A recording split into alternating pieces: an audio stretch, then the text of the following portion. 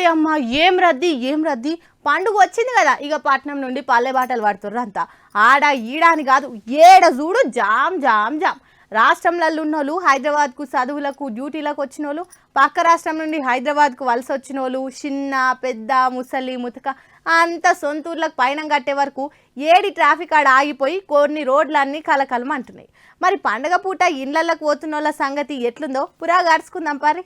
సంక్రాంతి వచ్చిందే తుమ్మెదా సరదాలు తెచ్చిందే తుమ్మెదా అనుకుంటా అంత ఊర్లకి బ్యాగులు చదిరి పైన కట్టిరు. ఆంధ్ర దిక్కైతే అన్ని పండుగల కంటే జర పెద్ద పండుగాయే. అమ్మగారిన్లకు అమ్మమ్మింటికి సొంతూరు అనుకుంటా తయారయ్యారు. ఇక పోరలకు సుత ఈ స్కూళ్ళు కాలేజీలు సెలవు ఉండే వరకు 2 దినాలు ఎక్కువ ఉండొద్దామనుకుని ముల్లె మూట కట్టి అందరు బయలుతురు. అసలే రోడ్లు వీకెండ్ వస్తేనే జామ్ అవుతాయి. ఇంక ఈ టైంలో ఎట్లుంటది? ఉమ్మడి నల్గొండ జిల్లాలున్న మెయిన్ రోడ్ల మీద హైదరాబాద్ టు విజయవాడ హైవే మీద అడ్డగోలు ట్రాఫిక్ అయింది. నిన్న ఒక్కరోజే 60,000 బండ్లు పోయినాయట. గంటకి 2,500 నుంచి 3,000 బండ్లు పోతున్నాయట హైవే మీదకెళ్ళి. ఈ దెబ్బకి Hyderabad to Vijayawada Panthangi toll plaza కాడ 10 బూత్లను తెరిస్తే కోర్లపహాడ్ టోల్ ప్లాజా కాడ మొత్తం 14 గేట్లుంటే 8 గేట్లను తెరిచిర్రు. ఇటు గూడూరు నుంచి వరంగల్ పోయే తోవల 6 టోల్ బూత్లను తెరిచిపెట్టిరు. అస్సలు టైంలోనే ఆపతొస్తుంది అన్నట్టు ఈ టైంలో ఫాస్ట్ ట్రాక్లలో ఏదన్నా అటు ఇటు అయితే హ్యాండ్ లీడర్ తోటి జల్దీ దోలేందుకు ఆలోచన చేస్తున్నారు. ఇది ఇట్లుంటే హైదరాబాద్ విజయవాడ హైవే మీద బాట సింగారం అబ్దుల్లా